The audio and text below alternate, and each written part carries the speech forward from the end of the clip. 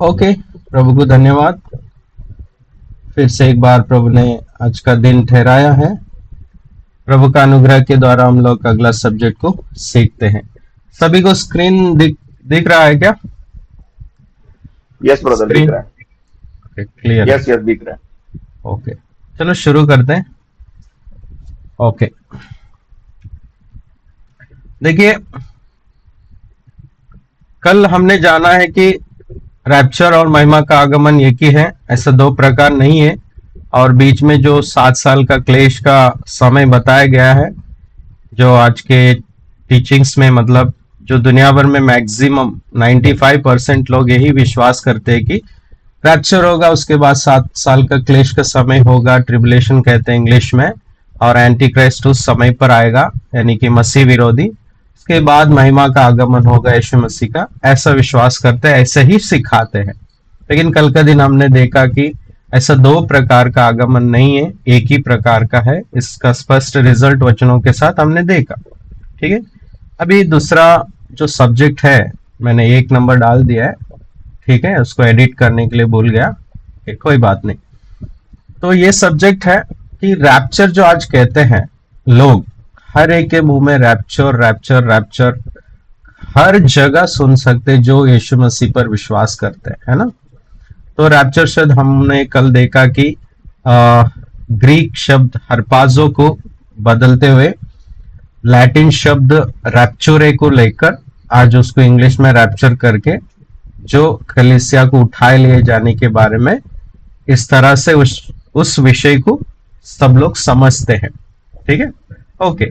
उसी के प्रकार कि रैप्चर होगा, मतलब हमारे इस टीचिंग के अनुसार नहीं कह रहा हूं, जो कहते हैं कि रैप्चर होगा उसके बाद क्लेश होगा, जो छूट जाएंगे रैप्चर में वो क्लेश में चले जाएंगे। उस टीचिंग के मुताबिक क्या रैप्चर के बाद जो छूट जाएंगे, जो बच जाएंगे इस धरती पर, जो इंग्लिश में कहते हैं लेफ्ट बिहाइंड, तो उन लोगों को दूसरा चांस है क्या बचने के लिए या स्वर्ग जाने के लिए? ये सवाल है आज का विषय। ठीक है, ये हम लोग सीखते हैं एक एक वचनों को देकर। क्या यीशु मसीह ने या अपोस्तल लोगों ने हमको सिखाया है कि रैप्चर के बाद या यीशु मसीह एक बार आकर चले गए अपनी कलीसिया को लेकर, तो उसके बाद दूसरा मौका है क्या स्वर्ग जाने का? ये विषय को हम लोग सीखेंगे। ठीक है, वचन को हम लोग पढ़ते हैं। देखो, इस बात को मैंने ऑलरेडी बता दिया है कि रैप्चर के बाद जो बचते हैं उनको दूसरा मौका है या नहीं, है ना। इसके लिए कोई वचन कभी आपने सुना है या पढ़ा है क्या कि रैप्चर के बाद दूसरा मौका है? ऐसा पर्टिकुलर वचन, स्पष्ट रीति से कोई वचन आपने सीखा है या सुना है?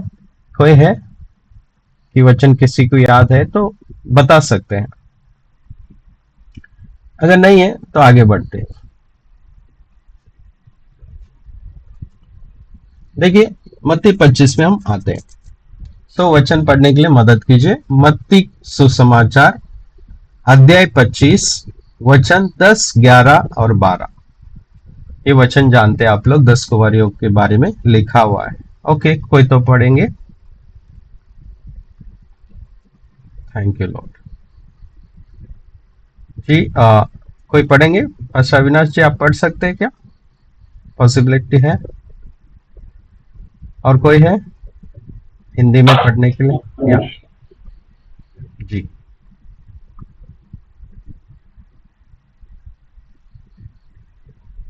समर्पण ब्रदर आप पढ़ सकते हैं, नहीं तो मैं पढ़ूंगा। ठीक है, देखिए। जो जो ब्रदर वचन को है ना, आप ही पढ़ो, क्योंकि क्या है, स्क्रीन पर सबके छोटे दिखता है, इसकी वजह से कंफ्यूजन होगा। ठीक है, ठीक है, ओके। 10वां वचन देखिए। हाँ, नीलेश ब्रदर आप पढ़ हाँ। सकते हैं जी।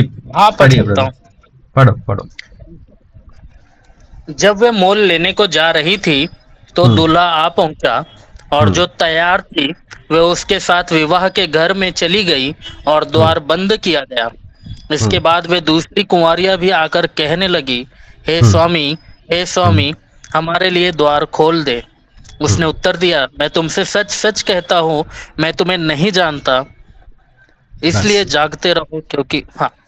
हाँ, देखिए, ये पूरा 1 से लेकर 12 वचन तक इस अध्याय में हम जानते हैं कि 10 कुंवारियों के बारे में लिखा हुआ है।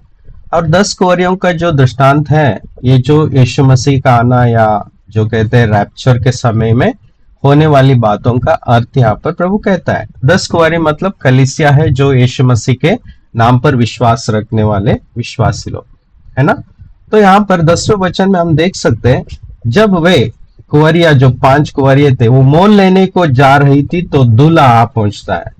और जो तैयार थे, जो 5 कुंवरिया, वे उसके साथ यानी कि यीशु मसीह के साथ विवाह के घर में चली गई, यानी कि यीशु मसीह उनको उठा लिए गए या अपने पास इकट्ठा किए। और उसके बाद द्वार बंद किया गया। मैंने अंडरलाइन किया है, देख सकते हैं वचन को, द्वार को बंद किया गया। ठीक है। सो एक बार द्वार बंद हो गया तो उसको फिर से खोलने का वचन कहीं पर भी हमको देखने नहीं मिलता है। यानी कि आज जो कहते हैं रैप्चर हो गया, जो बच गए उनको फिर से एक बार चांस मिलेगा बोल के कहते हैं, तो उस बात के लिए वचन कहता है एक बार द्वार बंद हो गया। 11वां वचन ऐसा कहता है, इसके बाद वे दूसरी कुंवारियां भी आकर कहने लगे, हे स्वामी, हे स्वामी। ये शब्दों को याद रख लीजिए, हे स्वामी, हमारे लिए द्वार खोल दे और एक मौका दे प्रभु। ऐसा कहकर पुकार रहे जो बाकी बचे हुए थे ना कुंवारी लोग, जो बच गए या छूट गए, व्हाटएवर, उन लोग कह रहे स्वामी स्वामी, हमारे लिए द्वार खोल दे, यानी कि दूसरा मौका दे हमको। तो उसका उत्तर यीशु मसीह दे रहे। इधर दूल्हा कहते हैं कि मैं तुमसे सच कहता हूं, देखिए ये पद को, कि मैं सच कहता हूं, मैं तुम्हें नहीं जानता। अगर यीशु मसीह ने एक बार कह दिया कि मैं तुम्हें नहीं जानता, तो हमेशा के लिए कह दिया, क्योंकि इसके बाद में कोई ऐसा वचन नहीं है, चाहे अगला अध्याय में हो या कहीं पर भी, कि द्वार बंद किया, मैं तुम्हें नहीं जानता, इसका मतलब दूसरा चांस नहीं है। तो इस वचन के मुताबिक रैप्चर के बाद जो बच जाएंगे उनको और एक मौका मिलेगा, ऐसा वो जो टीचिंग सिखाते हैं, तो उसका अनुसार ये वचन को मिलता नहीं है, मैच नहीं होता है, और ये वचन स्पष्ट है कि दूसरा अवसर नहीं है। तो इस वचन से ये बात को हमने समझा। अगला वचन हम पढ़ते, ब्रदर आप पढ़ सकते तो अच्छी बात है। मत्ती 7:21। जो मुझसे हे प्रभु कहता है, उनमें से हर एक स्वर्ग के राज्य में प्रवेश न करेगा, परंतु वही जो मेरे स्वर्गीय पिता की इच्छा पर चलता है। उस दिन बहुत से लोग मुझसे कहेंगे, हे प्रभु, क्या हमने तेरे नाम से भविष्यवाणी नहीं की, और तेरे नाम से दुष्ट आत्माओं को नहीं निकाला, और तेरे नाम से बहुत से आश्चर्य कर्म नहीं किए? तब मैं उनसे खुलकर कह दूंगा, मैंने तुमको कभी नहीं जाना। हे कुकर्म करने वालों, अधर्मी, मेरे पास से चले जाओ। देखिए, यहां पर भी ऐसे ही कुछ बातों को हमको पढ़ने मिलता है, जैसे 10 कुंवरियों के वचनों में हमने पढ़ा। यहाँ पर प्रभु कहता है, जो मुझसे हे प्रभु, वहां पर हे स्वामी, है ना। तो कहता है, उनमें से हर एक स्वर्ग के राज्य में प्रवेश ना करेगा। ये बात को अंडरलाइन किया है, हर एक व्यक्ति स्वर्ग के राज्य में प्रवेश ना करेगा, परंतु वही जो मेरा स्वर्गीय पिता की इच्छा पर चलता है, यानी कि उसके वचनों को पालन करता है, वही स्वर्गीय पिता का इच्छा है। और उस दिन बहुत से लोग मुझसे कहेंगे, फिर से वही बात देखिए, हे प्रभु, क्या हमने तेरे नाम से भविष्यवाणी नहीं की, प्रचार नहीं की, और तेरे नाम से दुष्ट आत्माओं को नहीं निकाला, और तेरे नाम से बहुत से आश्चर्य कम नहीं किया? ये सब सवाल कर रहे हैं प्रभु से, और प्रभु कह रहा है, तब मैं उनसे खुलकर कह दूंगा। देखिए ये बात को, मैं उनसे खुलकर कह दूंगा, मैं तुमको कभी नहीं जाना। देखिए दूसरा चांस है, यहां पर लोग रिक्वेस्ट कर रहे हैं दूसरा चांस के लिए, राइट। तो आगे लिखा है, हे कुकर्म करने वाले अधर्मी, मतलब अधर्मी लोग है ना, कुकर्म मतलब अधर्म करने वाले, मेरे पास से चले जाओ। अभी बताइए, जो भी बच जाएंगे, छूट जाएंगे, जब यीशु मसीह आएंगे, क्या उनको दूसरा चांस है इन वचनों के आधार पर? नहीं है, है ना। प्रभु कहता है मेरे पास से चले जाओ, चांस नहीं दे रहा है प्रभु। तुमको कभी मैंने जाना ही नहीं कहते हैं, ये कड़क बात है ना, स्ट्रांग है ये बात कि मैं नहीं जानता तुम्हें। ये सिर्फ इस टीचिंग के ऊपर ही नहीं कर रहा हूं, कह रहा हूं कि हम सभी को लागू होता है। हमारे लिए एक ही मौका है, जब यीशु मसीह आएंगे उस दिन हमको उसके पास जाना है। आज हमारे पास वक्त है, समय है, जितना मौका है अब है। अब मतलब यीशु मसीह आने तक। इसका मतलब ये नहीं कि हम हर दिन गलतियां करते बैठे, नहीं, लेकिन हमको हर दिन तैयार होना है। ठीक है, आगे हम वचन पढ़ते हैं। मत्ती का 7, मत्ती सुसमाचार 7वें में ही 24 से 27 तक पढ़ेंगे। ब्रदर पढ़ो। इसलिए जो कोई मेरी ये बातें सुनकर उन्हें मानता है, वह उस बुद्धिमान मनुष्य के समान ठहरेगा जिसने अपना घर चट्टान पर बनाया, और मेंह बरसा और बाढ़ आई और आंधियां चली और उस घर से टकराई, फिर भी वह नहीं गिरा, क्योंकि उसकी नींव चट्टान पर डाली गई थी। परंतु जो कोई मेरी ये बातें सुनता है और उन पर नहीं चलता, वह निर्बुद्धि मनुष्य के समान ठहरेगा जिसने अपना घर बालू पर बनाया, और मेंह बरसा और बाढ़ें आई और आंधियां चली और उस घर से टकराई, और वह गिरकर सत्यानाश हो गया। देखिए, जो कोई यीशु मसीह के बातें मतलब उनके वचनों को सुनकर उन्हें मानता है, वो बच जाएगा, है ना, उसका घर स्थिर रहेगा, क्योंकि उसने अपने घर का नाम यानी कि उसका जीवन को वो उसने अपने यीशु मसीह के वचनों पर बांधा हुआ था। चट्टान है यीशु मसीह, इसलिए उसका जीवन स्थिर रहेगा। लेकिन परंतु कोई मेरी बातें सुनता है और उन पर नहीं चलता है, वही है अधर्मी लोग, वही है आज्ञा पालन न करने वाले। उनका क्या होगा? उस निर्बुद्धि मनुष्य के समान है बोल के प्रभु कहते हैं उन लोगों को। अगर कोई वचन सुनता है सिर्फ, अगर उसके प्रकार नहीं चलते, उसके अनुसार नहीं चलते, तो उसका घर बालू पर बनाया जैसा है। क्या होगा? मेंह बरसा, बाढ़ें आई, आंधियां चली और उसका घर से टकराई और वो गिरकर सत्यानाश हो गया। यहां देखिए, ये वचन कहता है उसका जीवन सत्यानाश हो गया। इसका मतलब वो घर फिर से बांधा जाएगा बोलकर यहां पर प्रभु ने नहीं कहा। सत्यानाश मतलब उसके बाद फिर से वो बांधा नहीं जाएगा, फिनिश्ड, है ना। इंग्लिश में देखिए एक ऐसा बात लिखा है, and great was it's fall. देखिए, ग्रेट है उसका गिरना। दूसरा चांस दिख रहा है यहां पर। ये अपना विश्वासियों से कह रहा है प्रभु, जो विश्वास करते हैं उसके वचन पर। तो रैप्चर के बाद जो आज लोग कहते हैं दूसरा चांस होगा एंटी क्राइस्ट के द्वारा, अगर गला कटवा लेंगे, अगर 666 नहीं लेंगे, दूसरा चांस मिलेगा। यही शैतान ने बनाया हुआ ट्रैप है, भरमाया है लोगों को।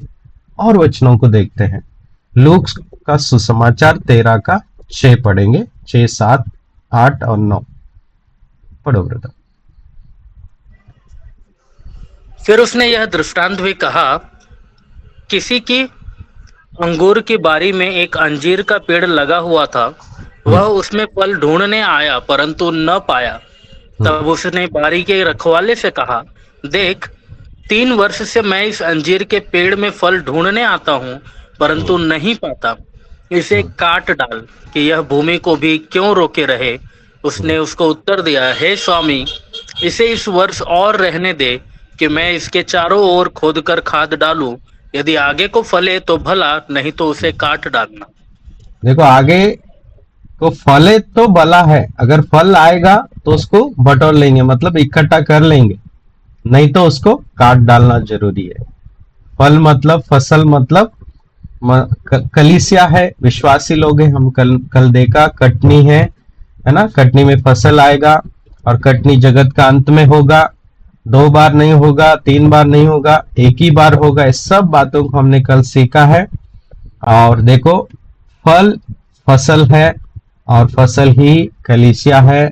और अगर वो फले, कलीसिया अगर पवित्र है तो भला है, उसको इकट्ठा किया जाएगा स्वर्गदूतों को भेजकर दुनिया के चारों कोने से उनको एक जगह पर इकट्ठा किया जाएगा, है ना।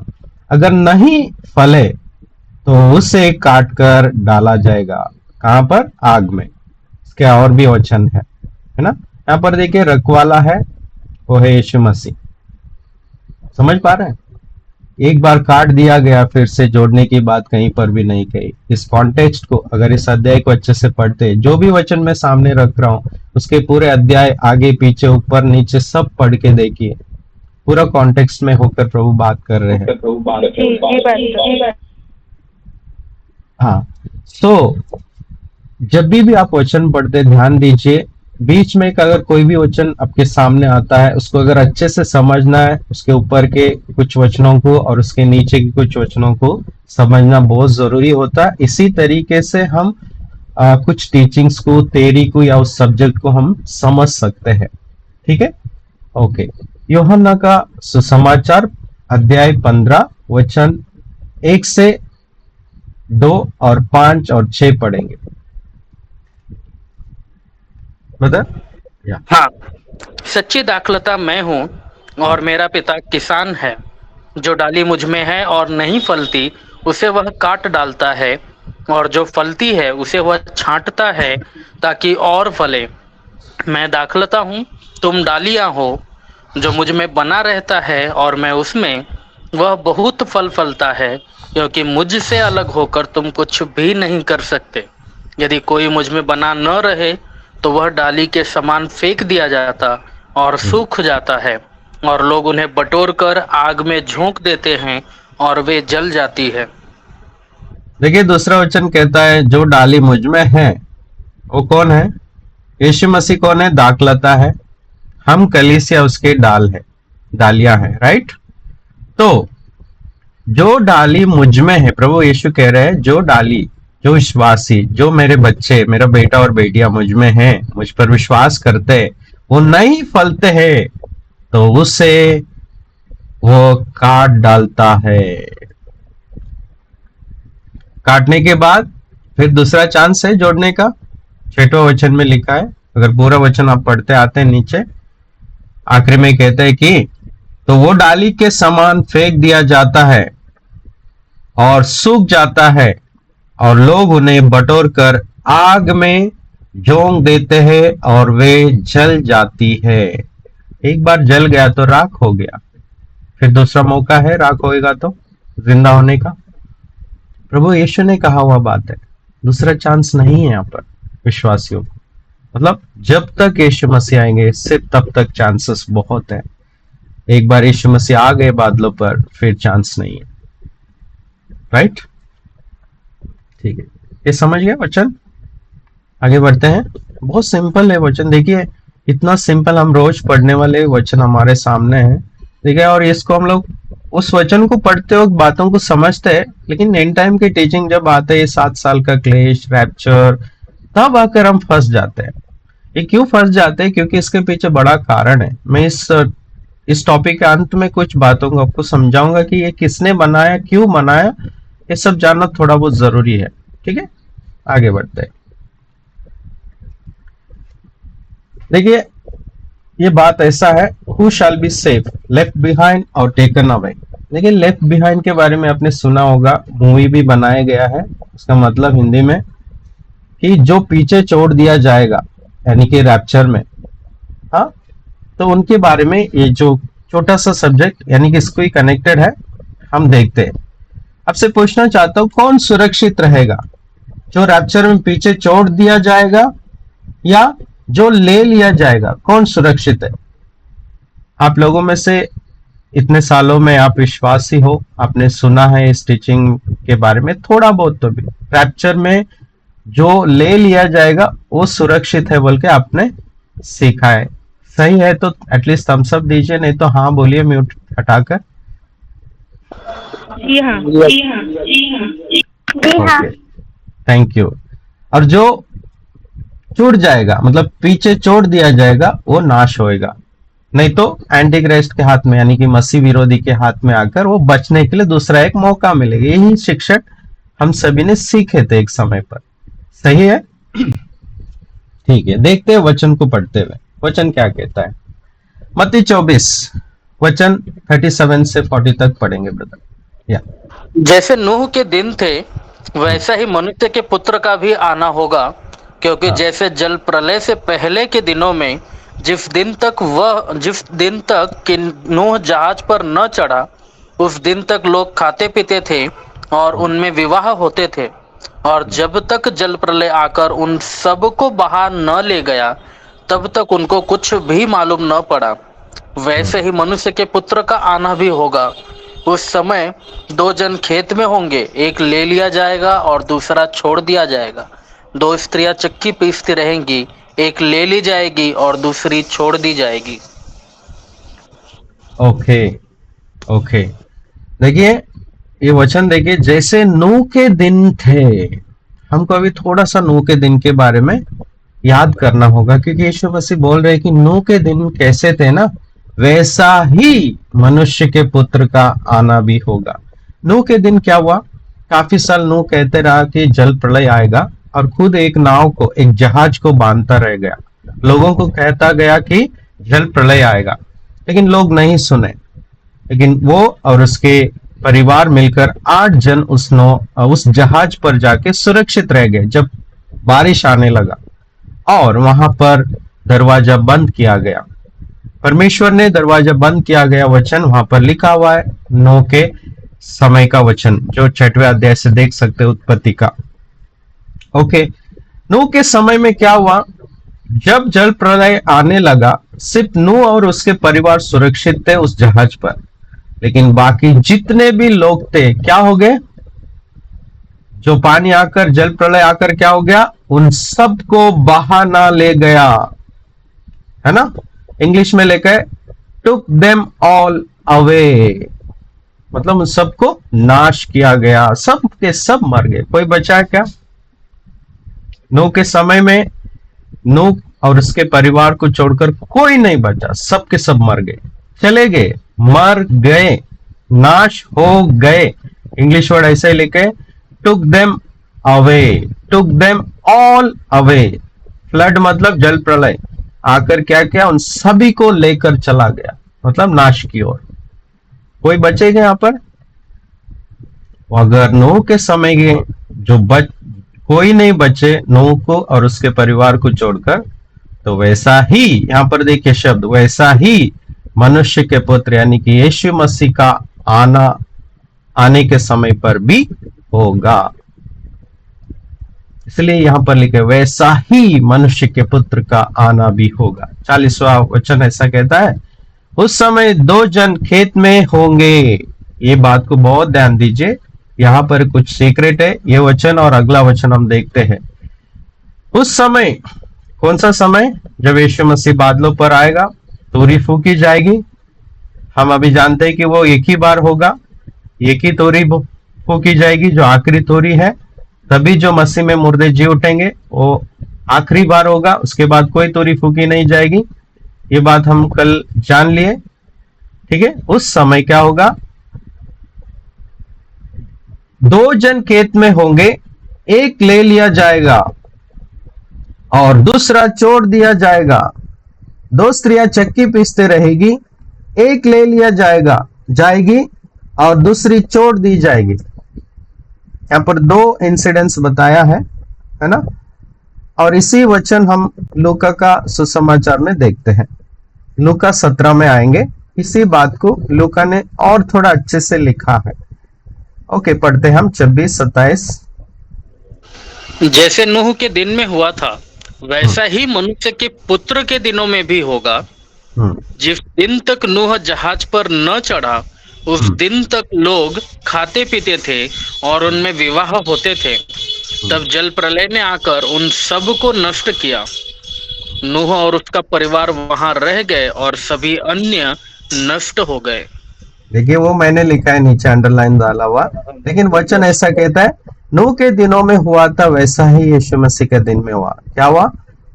तब जल प्रलय ने आकर उन सबको नष्ट किया। दूसरी बार लूक भी ऐसे ही लिख रहा है, कोई नहीं बचे यहाँ पर। दूसरा मौका था क्या? जो पानी में डूब गए थे, किसी को भी मौका नहीं मिला, सेकेंड चांस है ही नहीं। वैसा ही यीशु मसीह आते वक्त, जो लोग आज रैप्चर कहते हैं, जो भी हो, यीशु मसीह का आना एक ही है। उस दिन दूसरा चांस है ही नहीं। जैसा नूह का समय में हुआ, कोई चांस नहीं था, जो पानी में डूब रहे थे लोग, वैसा ही यीशु मसीह आएंगे तो अपने कलीसिया को उठा लिए जाएंगे। जो बचे हैं उनको कोई चांस नहीं। 17 का 28 पढ़ेंगे। और जैसा लूत के दिनों में हुआ था कि लोग खाते पीते लेन देन करते पेड़ लगाते और घर बनाते थे, परंतु जिस दिन लूत सदोम से निकला उस दिन आग और गंधक आकाश से बरसी और सबको नष्ट कर दिया। देखिए, जैसा लूत के दिनों में हुआ था वैसा ही यीशु मसीह का आने पर होगा। उस दिन क्या हुआ? 29 वचन देखिए, जिस दिन लूत सदोम से निकला, जैसा उसको संदेश आया कि निकलने के लिए, वो और उसकी 2 बेटियां और पत्नी सब मिलकर निकल रहे थे, लेकिन पत्नी ने पीछे मुड़कर देख लिया और वहां पर वो नमक की पत्थर बन गए। तो म्यूट करो थोड़ी देर तक। ओके, जी। पत्थर बन गए, है ना। उसके बाद सदोम और गोमरा में क्या हुआ? उस दिन आग और गंधक आकाश से बरसी और सबको नष्ट कर दिया। जितने भी लोग सदोम में थे वो सब के सब नाश हो गए, मर गए। कोई बचा क्या? नहीं। वैसा ही यीशु मसीह का आना होगा। यीशु मसीह नहीं दिया एग्जाम्पल, एक नूह का एक लूत का। वहां पर सेकंड चांस नहीं है, सिर्फ लूत और उसका परिवार वो कलीसिया को दर्शाता है। जैसा नूह का समय पर नूह और उसके परिवार कलीसिया को दर्शाता है। यही तो उदाहरण देते हुए प्रभु यीशु मसीह हमको समझा रहे हैं। स्पष्ट है वचन? नेक्स्ट, ये बहुत इंपॉर्टेंट वचन है, इसको आप समझ लीजिए, ठीक है। हम धीरे से पढ़ते हैं, एक बार पढ़ लीजिए ब्रदर। लूक 17:34। हाँ, मैं तुमसे कहता हूँ, उस रात 2 मनुष्य एक खाट पर होंगे, एक ले लिया जाएगा और दूसरा छोड़ दिया जाएगा। 2 स्त्रियां एक साथ चक्की पीसती होंगी, एक ले ली जाएगी और दूसरी छोड़ दी जाएगी। 2 जन खेत में होंगे, एक ले लिया जाएगा और दूसरा छोड़ दिया जाएगा।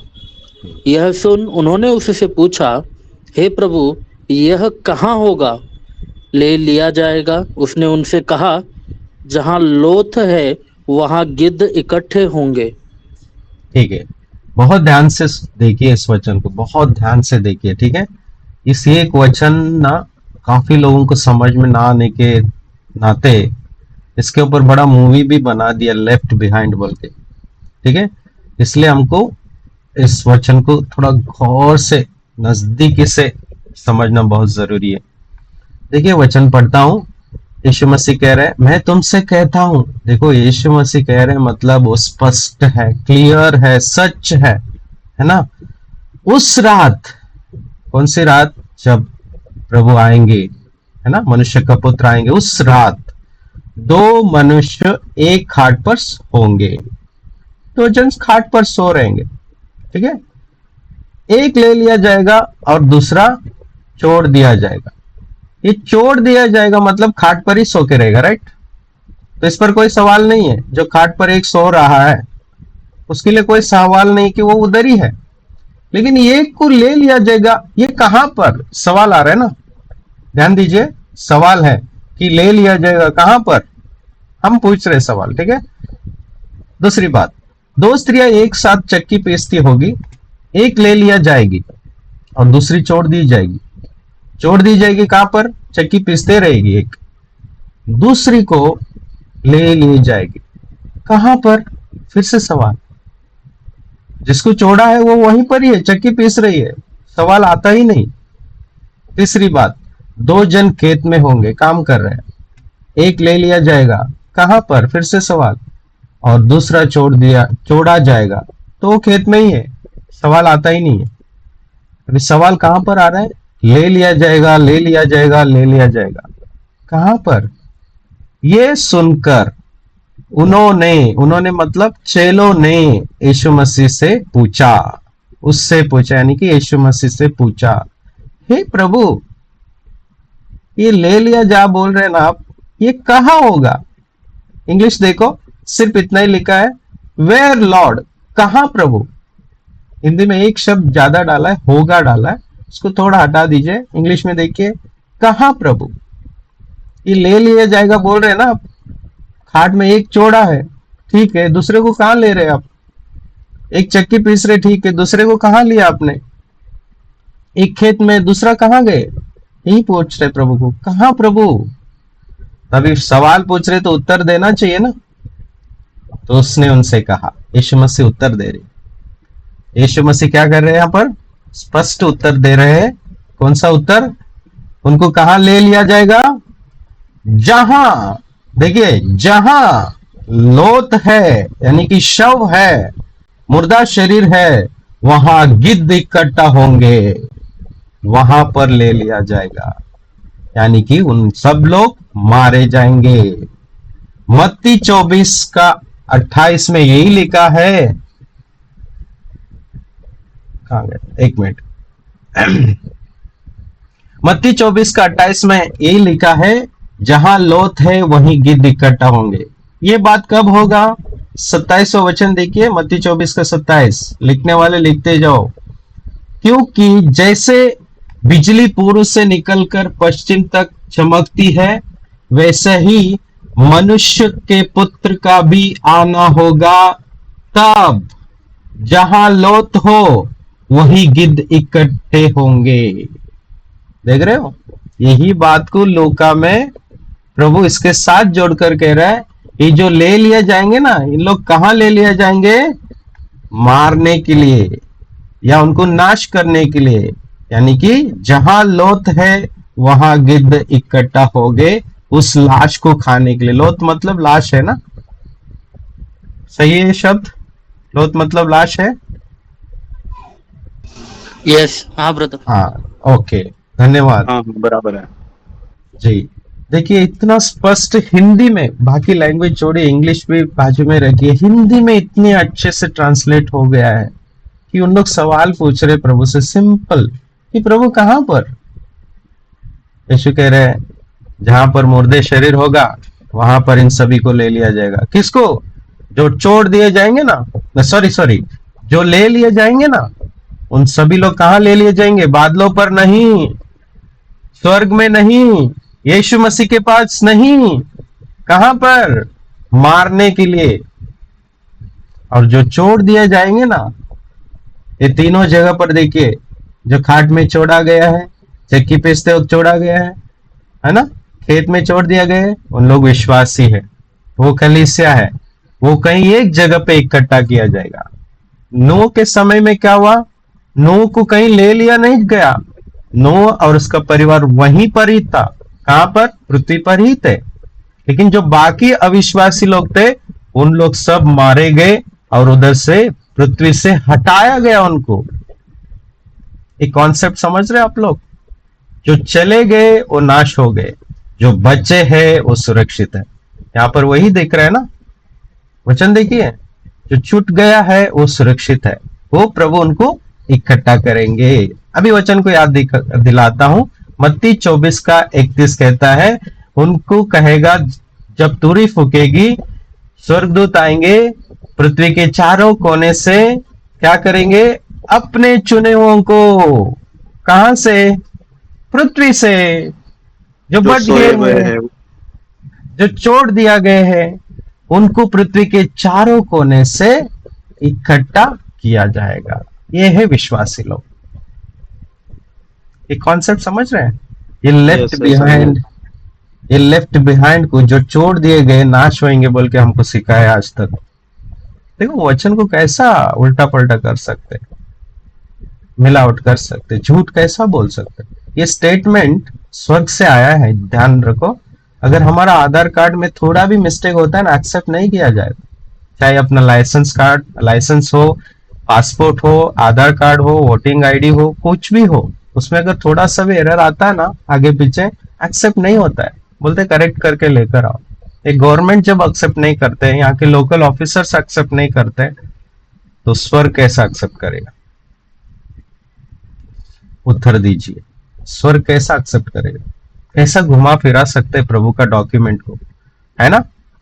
एक नोटरी कोर्ट से बनाया जाता है या लॉयर बनाता है, उस नोटरी बहुत ही पावरफुल होता है, पावर ऑफ अटॉर्नी हो या कुछ नोटरी हो, कुछ भी हो, है ना, डॉक्यूमेंट हो, डीड हो या कुछ भी, उसको हम लोग चेंजेस नहीं किया कर सकते। उसके ऊपर सील रहता है, एडवोकेट के साइन रहता है ना, जज का साइन रहता है। तो यहाँ पर बड़ा जज यीशु मसीह है, उन्होंने कह दिया तो कह दिया, अर्थ तो एकदम स्पष्ट है, हम देख रहे हैं, आप सभी लोग पढ़ रहे हैं सामने से। तो इसको उल्टा पुल्टा सिखाते कौन? आज के इस संसार के बोल रहा हूं मैं, 95% टीचर्स लोग गलत सिखाते इस वचन को। जो छूट जाएगा वो एंटी क्राइस्ट के हाथ में चला जाएगा, बोलते कहाँ है, उसको दूसरा चांस आएगा, ऐसा बोल रहे हैं। उसको ट्रिबुलेशन में जाना पड़ेगा, ऐसा कुछ भी नहीं। यहाँ पर जो छूट जाएगा वो बचेगा, उसको प्रभु इकट्ठा करेगा।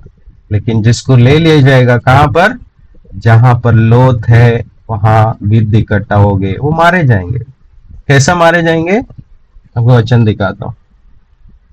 जब यीशु मसीह आएंगे ना सफेद घोड़े पर, प्रकाशित वाक्य 19 में सफेद घोड़े पर आ रहे है ना, अपने मुख के तलवार से, दो तारी तलवार से सबको मार डालेगा। और 21वां वचन में लिखा है, ये अध्याय पूरा पढ़ लीजिए, ठीक है। 21वां वचन में ऐसा लिखा है, शेष लोग उस घोड़े के सवार के तलवार से, यानी कि उसके मुंह के वचनों से, जो उसके मुंह से निकलती है, मार डाले गए।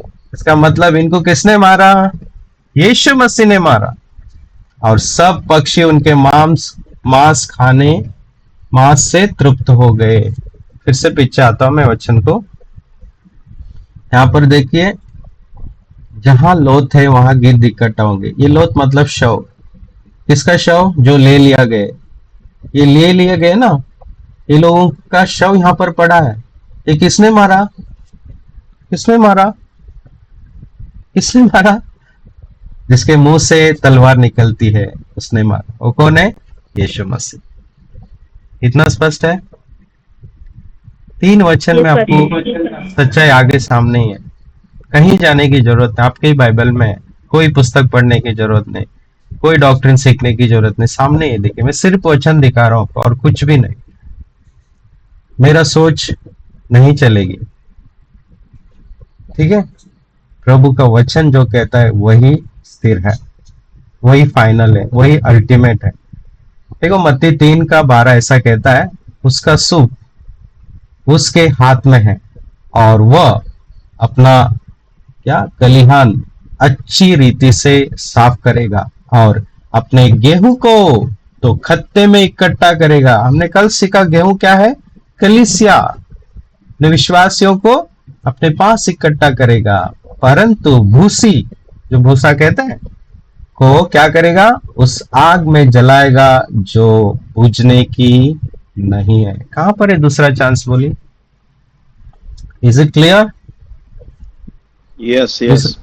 दूसरा चांस है। और एक वचन मत्ती 13:37 से 40, ब्रदर पढ़ो। उसने उनको उत्तर दिया, अच्छे बीज का बोने वाला मनुष्य का पुत्र है। खेत संसार है। अच्छा बीज राज्य की संतान और जंगली बीज दुष्ट की संतान है। जिस शत्रु ने उनको बोया वह शैतान है। कटनी जगत का अंत है और काटने वाले स्वर्गदूत हैं। अतः जैसे जंगली दाने बटोरे जाते और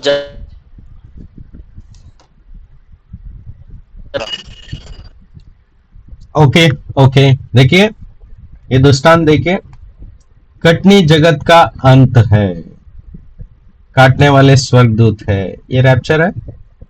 मैं रैप्चर नहीं कहना चाहता हूं उसको, यीशु मसीह का आगमन और हम सभी लोगों का यीशु मसीह के पास इकट्ठा होने का समय।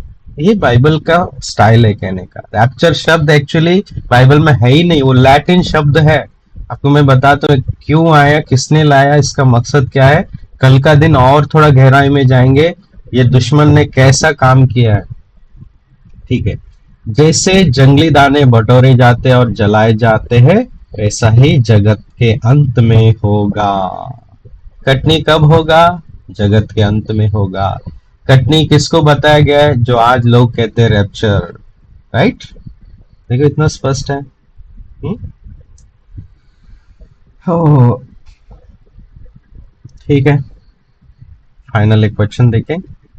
मैथ्यू 13:47-48 पढ़ो brother. Jude brother mic off है आपका। Oh sorry sorry sorry sorry sorry.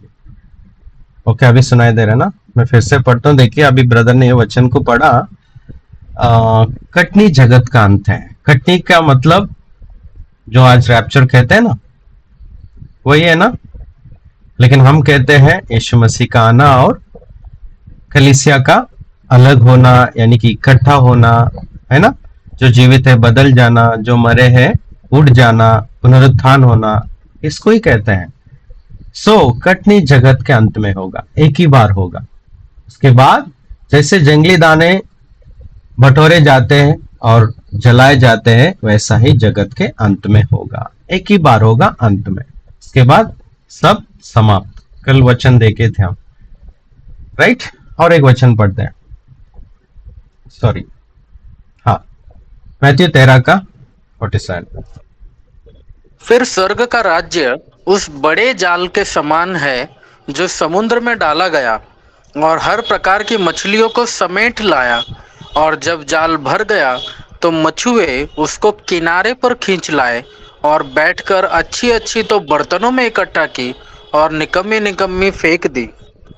देखिए, जो जाल में मछली पकड़ा और उसमें से अच्छी मछली को बर्तन में डाला, इकट्ठा की। देखिए, इकट्ठा की यानी कि अपने मसीह लोगों को, कलीसिया को प्रभु पहला इकट्ठा करेगा। जो बाकी बचता है वो मछली को क्या फेंक दिया जाएगा, और लोग नाश होएगा, उसका कोई इस्तेमाल नहीं किया जाएगा। वैसे ही जो लोग अधर्मी है, यीशु मसीह आने पर मसीह के पास नहीं पहुंचेंगे, इकट्ठा नहीं किए जाएंगे स्वर्गदूतों के द्वारा, तो जो बाकी लोग हैं वो उनको फेंक दिया जाएगा। टेकन देम अवे, उठाए लिया जाएगा। कहां पर? फेंकने के लिए। कहां पर? जलाने के लिए। कहां पर? मारने के लिए। कहां पर? जहां पर लोथ है वहां पर गिद्ध इकट्ठा हो गए, उस जगह पर उनको ले लिया जाएगा। दूसरा चांस है, सब लोग मर गए तो फिर क्लेश के समय, एंटी क्लेश के समय कौन बच गए? आप बताइए, कौन बच गए बताइए। अभी आपको एक बात बताता हूँ, यहाँ पर कुछ लिंक्स मैंने रखे है, ठीक है। ये बहुत बड़ा एक मिस्ट्री है, ठीक है। ये डिसेप्शन को कल और थोड़ा गहरा इससे मैं सिखाऊंगा। रोमन कैथोलिक के प्रीस्ट लोगों ने 16वें अथवा 17वें ईस्वी में, यानी कि 1700-1600 के सदियों में, उस समय पर Manuel Lacunza, Francisco Ribera, Luis de Alcazar, ये जो जिसुइट और रोमन कैथोलिक के प्रीस्ट लोग हैं, फादर्स लोग कहते हैं ना, ये लोगों ने कुछ बातों को छुपाने के लिए रैप्चर थ्योरी बनाए थे। ये अभी आया नहीं, ये 300 साल पहले, 200 साल पहले ये लोगों ने मिलकर बनाया था। इसका लिंक यहाँ पर है, मैं ऐसे क्लिक करूंगा, अभी सीधा वेबसाइट ओपन हो जाएगा। समझ पा रहे हो आप? ये देखिए, वेबसाइट ओपन हो गया। दिख रहा है क्या आपको? नहीं दिख रहा है, ठीक है, कोई बात नहीं। ये क्लिक करेगा ना, वेबसाइट ओपन हो जाएगा, ठीक है। इनके बारे में थोड़ा बहुत म्यूट कीजिए, कल थोड़ा बहुत बताने की कोशिश करता हूँ। लेकिन ये जो पूरा जो सिस्टम जो है ना, एंड टाइम का रैप्चर, ये 7 साल का क्लेश, इसका अगला टॉपिक यही है। 7 साल है क्या या ज्यादा है, देखेंगे। और एंटी क्राइस्ट कौन है और आने वाला है आगे, ये सब झूठ। और डैनियल का 70वां हफ्ता है ना, 70th वीक ऑफ डैनियल कहते हैं, वो टीचिंग इस सबको मिलावटी करके एक कल्ट और फॉल्स टीचिंग बना के दुनिया के सामने इन लोगों ने पेश किया था। इसको डेवलपमेंट करते हुए 100 साल के पीछे अमेरिका में आए हुए बहुत बड़े बड़े प्रीचर लोगों ने इसको अच्छे से डेवलप किया और पूरा दुनिया भर फैला दिया। उसमें से कुछ नाम मैं कहना चाहता हूं। चुक मिसलर, बहुत ही फेमस एंड टाइम टीचर है। हाल लिंडसे, उन्होंने बहुत सारे चार्ट्स बनाए हैं एंड टाइम्स के ऊपर, बड़े बड़े किताबें लिखे हैं। और उसके बाद पेरिस्टोन, इन्होंने भी बहुत गहराई से इसी प्रकार की टीचिंग सिखाए। इन लोग का ही टीचिंग, जो सामने आपका नाम है ना, इनका ही टीचिंग को डेवलप करते हुए इन लोगों ने सिखाया। उसके बाद मैं देखता हूं दुनिया के बड़े बड़े प्रीचर लोग यही मानते हैं कि रैप्चर होगा, उसके बाद 7 साल क्लेश आए। इंडिया में भी 95% अच्छे अच्छे विश्वासी लोग यही मानते हैं। बड़े बड़े पास्टर्स लोग, टीचर्स लोग यही मानते हैं, झूठ को मान रहे हैं। देखो, नाश होने वाले की संख्या बहुत रहेगी, लेकिन बचने वाले की संख्या थोड़ी सी रहेगी। मैंने कल वचन से बताया था आपको, राइट। सो ये है सच्चाई। ठीक है, मैं यहाँ पर इस टॉपिक को मैं स्टॉप कर रहा हूं।